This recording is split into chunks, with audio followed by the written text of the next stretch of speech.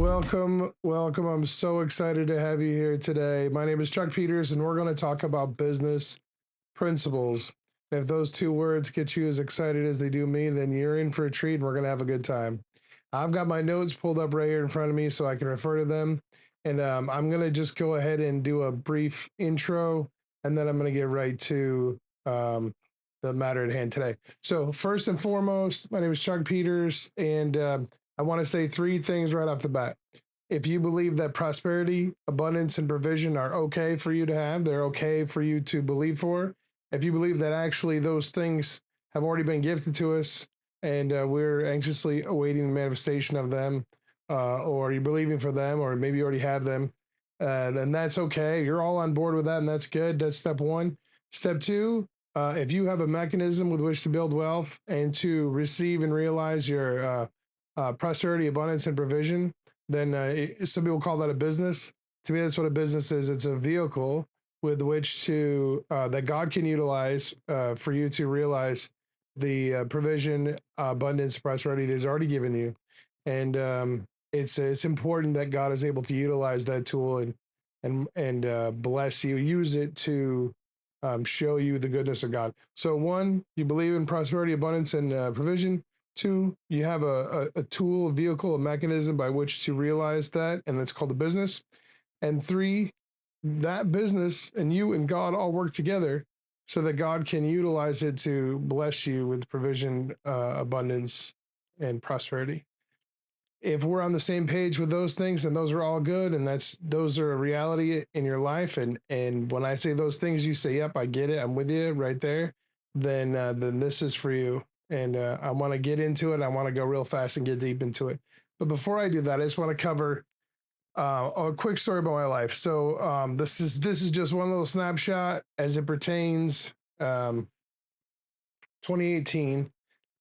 The Around the end of 2017, the beginning of 2018, I found myself in a hospital room, in a hospital bed, facing the fact that my blood pressure was so high that if I were to trip and fall and hit my head, I might die. If I get in a car accident, I might die. Um, and the doctors had been testing to see if there were blockages. There was no explanation that they could think of as to why it was so high. And I pointed out that I was an entrepreneur and that I believed it was work stress.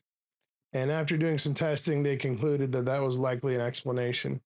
So I was sent home with a call to change my life for the sake of my family and my future self. I needed to make huge changes. So let me back up 2 or 3 months. So 2 or 3 months before this, I was depressed. I was just burnt out, emotionally frazzled, mentally frazzled. Spiritually, I was crying out, but it was a dull roar. My heart cry was, God help me, but I don't even know what to say. I don't even know what to pray. I had just closed a business.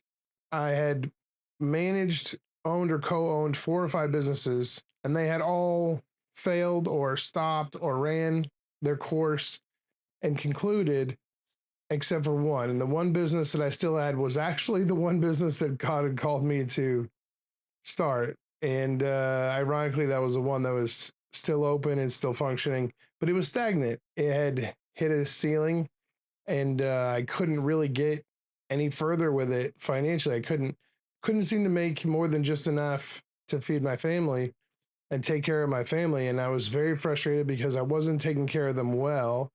We were just paying the bills, and so I wanted more. I knew that God had called me to more. I knew that He didn't call me to a life of just enough. I knew that there was more to my story, but no matter how hard I tried in my own flesh, I couldn't get there. And my own ideas, I just couldn't get there. And I pushed and pushed and pushed and found myself completely burnt out. I think there might be some of you that might relate to that. You've pushed and pushed and pushed and cried out to God and believed and prayed and fasted and done everything. And there's all that's happened is you just ended up burnt out on the floor crying, going, God, what happened? I thought you loved me. I thought you wanted to bless me. So I was in that place, And in my spirit, there's this dull roar of a whisper of God help. And I had a dream. And in my dream, I saw myself and I was 20 pounds lighter. I was eating healthier. I had money in the bank, which was a sign of more than enough. And I was actually dressed nicely. My hair was cut, my beard was groomed, and I was in a different state. I was a different version of myself than the reality of who I was at that time. And I woke up that morning and I realized it's been a while since I actually got dressed, like dressed nicely. It's been a while since I actually got a haircut.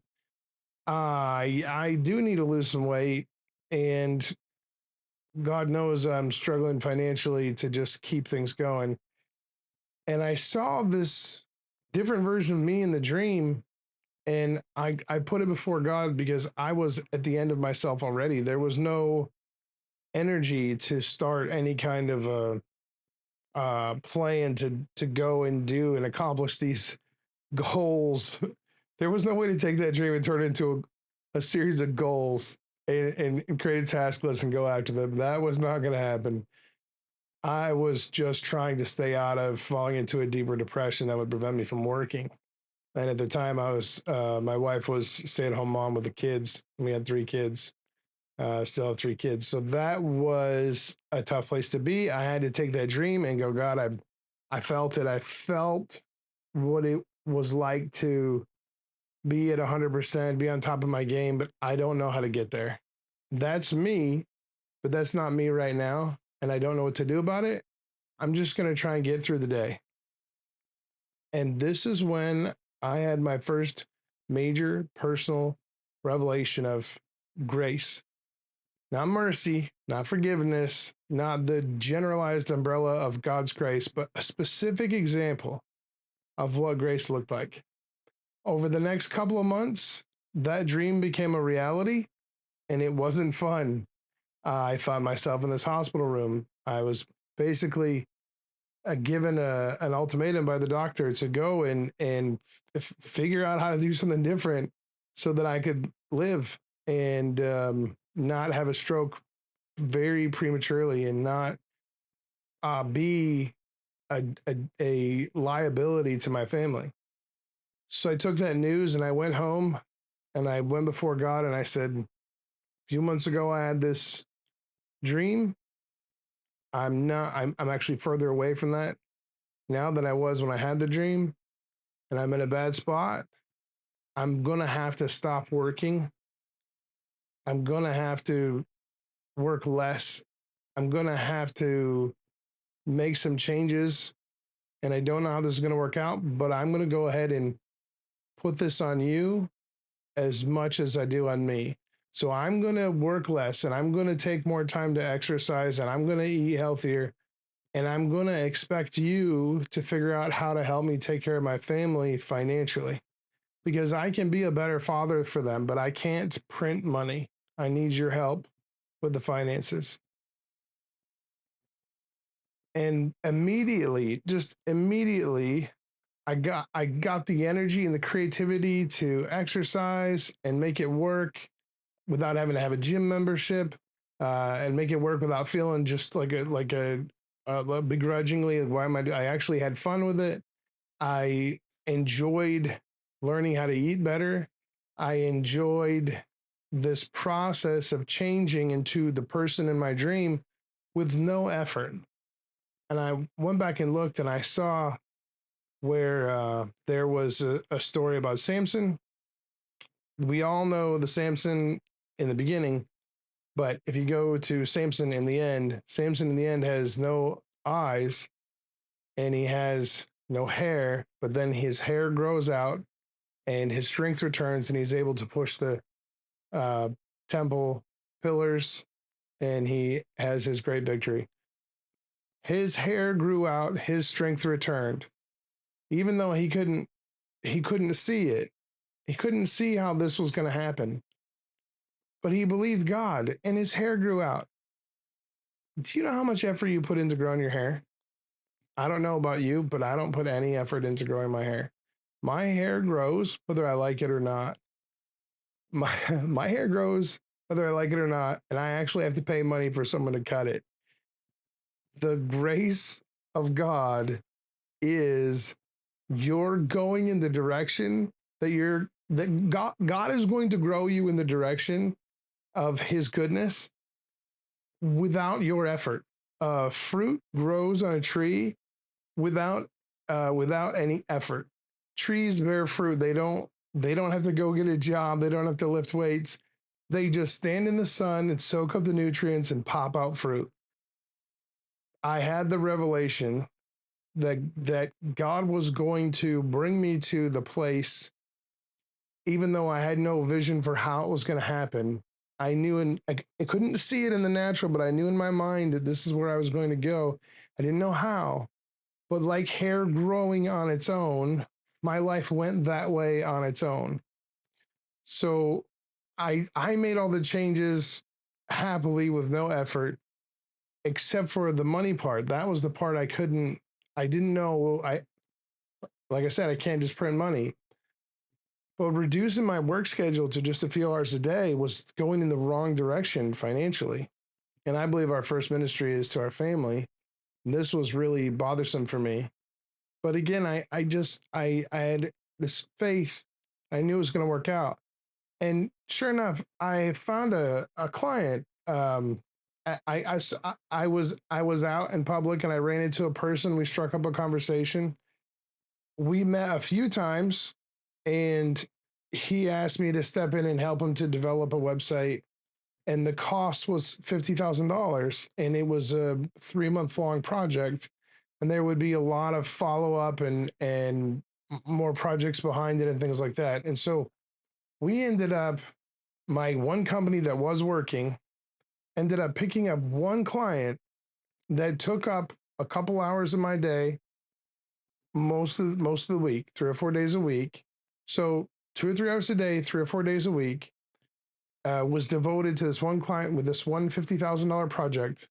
And at that time, my company only was just me, the developer, and we had a team of developers offshore that we worked with, and we also had a bookkeeper. So me, a bookkeeper, a developer, and then he had a team of offshore developers working with him. And this $50,000 project worked well for us. And it gave me 3 months of 2 to 3 hours a day, 4 days a week work. And I was able to take the rest of that time and exercise and relax and spend time with my family. And effortlessly, my life transitioned from this, I don't want to say dark place, but a darker place than where I wanted it, and definitely a darker place than where God wanted it, to this place where I was healthier, I was happier, I was, I was everything, everything that was the next step for me was there, and it happened effortlessly. It was amazing. That was 2018, and I have to tell you, God has relentlessly pursued a journey of goodness. It is unbelievable how passionate God has been about bringing me along to see more and more and more of his goodness manifested in my life in extraordinary ways. Extraordinary ways. The life that I lived in that time pales in comparison to the life I live now. In fact, I would actually be upset with God if he allowed me to live in that situation again. Not the struggle. That struggle was nothing compared to the struggles that would come after that.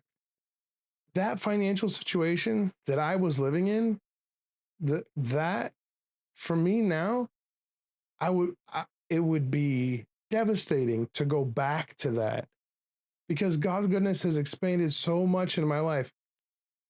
There have been so many core fundamental changes to my whole life from that time, because he doesn't just stop with this next corner. He doesn't just say, okay, my grace has worked its course.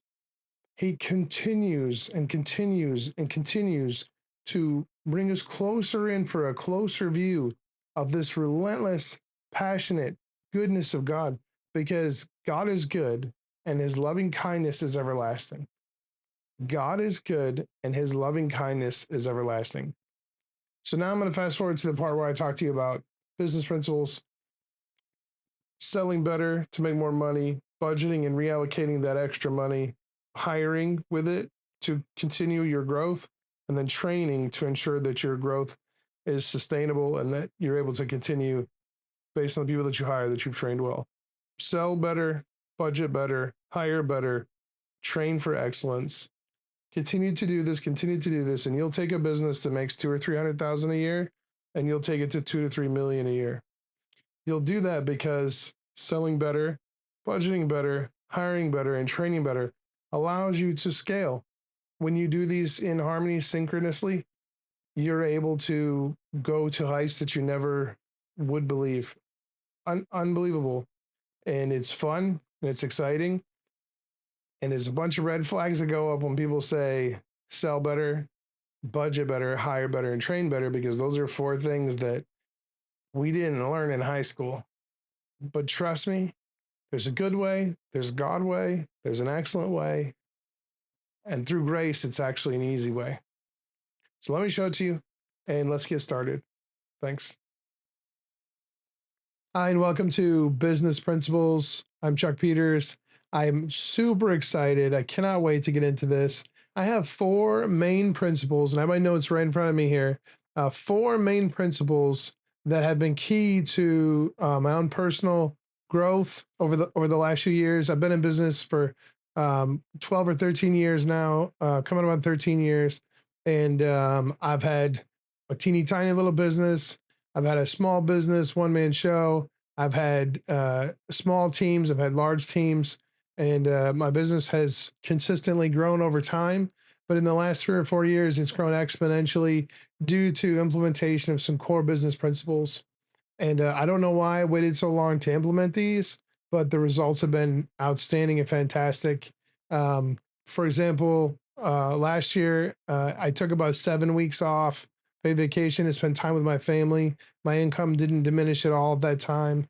I have a great income that allows us to go on vacations, gives us financial freedom. We buy what we need to buy. We take care of ourselves. We have stability. We have financial stability. We have certainty, and we live a blessed life. And it's all from a business that has been blessed and it has expanded and grown because I've implemented some core business principles and also some faith. So let's go over them. So selling, which is going to increase your revenue. But that's just the beginning, because then you need to take that extra revenue, you need to allocate and reallocate it differently than you were before. And that's through budgeting. And then hiring, which is going to continue to allow you to sell more, produce more, so on and so forth. And then training, which is going to make sure that your hiring sticks and that they're doing the job they need to do. So right off the bat, when I say sell, budget, hire, and train, there's all kinds of alarm bells going off. I've tried this, I've done that. It hasn't worked out too great in the past.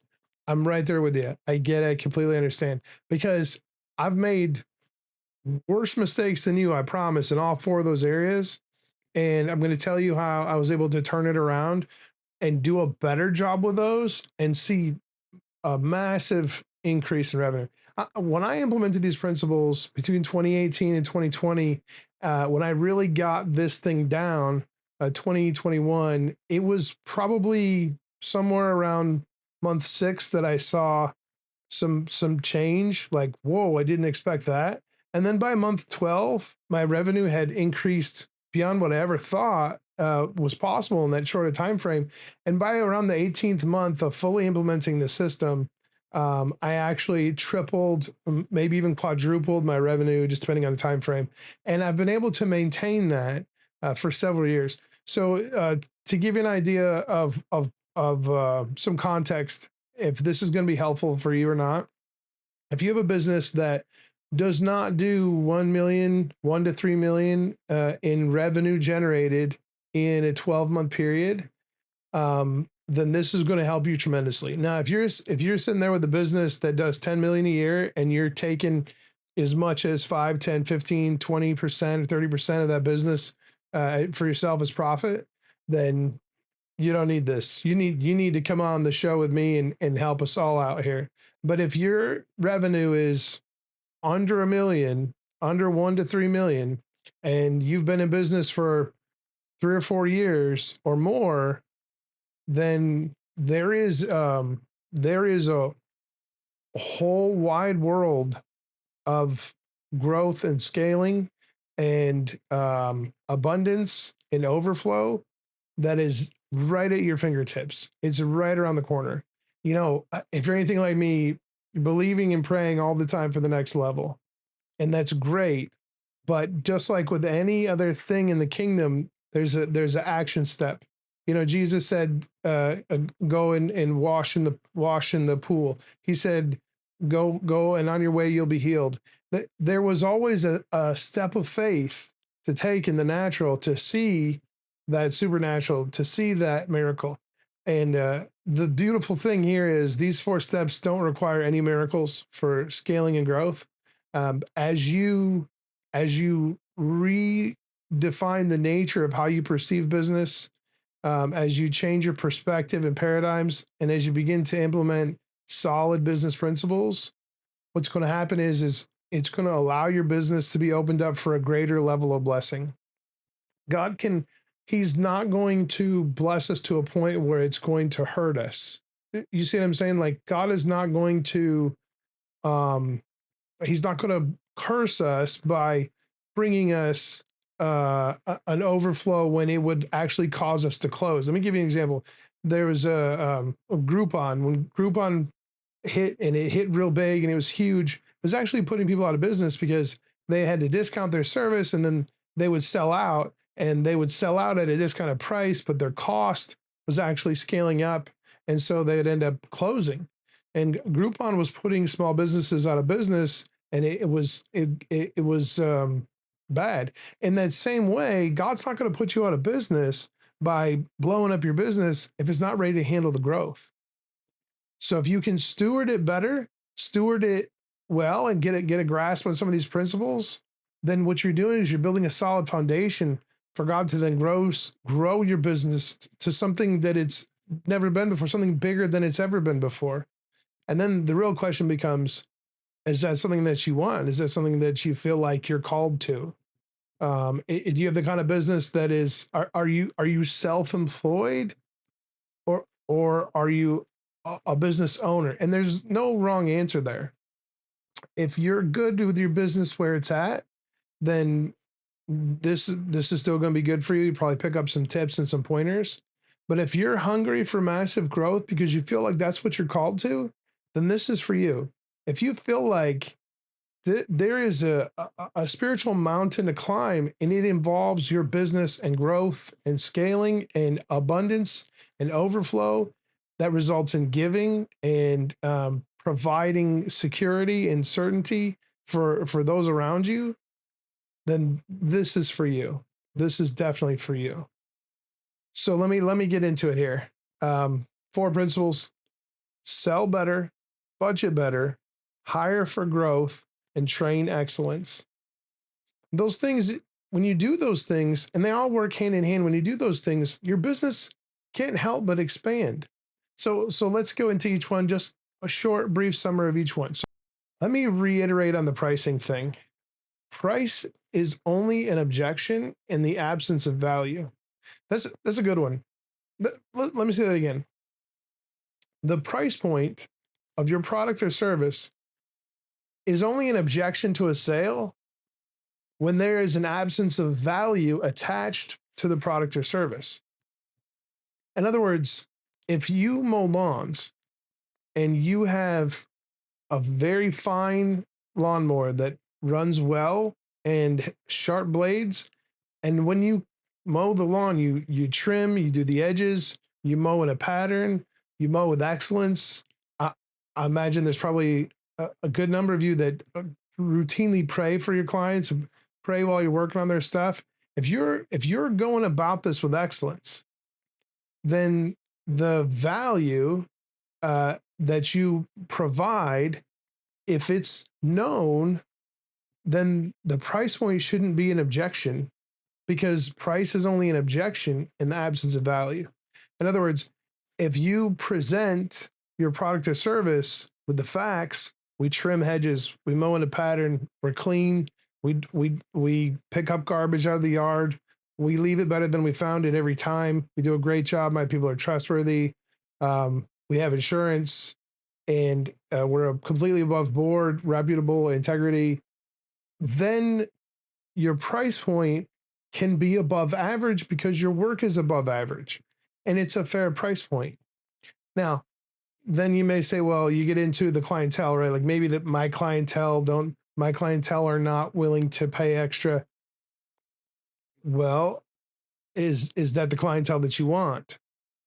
From a mindset of lack instead of a mindset of prosperity, maybe you want to corner yourself into what you know you can get, not necessarily intentionally put yourself in a position where you are targeting clients that see your value it, and pay more for it.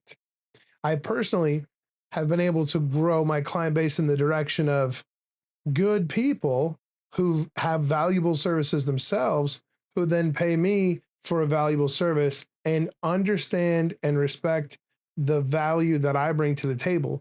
I'm often and recently complimented on the quality of the work that we do, the professionalism, and how well we do the work. And it's reflected in the cost. The price point goes along with the value. Price is only an objection in the absence of value. Step one. Step two, that value needs to be expressed in order to be justified. You can't just say, hey, look, pay me extra, I'm worth it. That's not going to cut it. You need to explain your value up front. They call that marketing. And then with that explained value, now you have no objection to the price point because the value is there. Now your goal, this is the goal, okay? This is all part of selling better. The goal is to have $100 value at a $10 price point. Don't have to cut it here. Join me again for more sales, budget, hiring, training, business principles with Chuck Peters. Visit chuckpeters.com. Have a great day.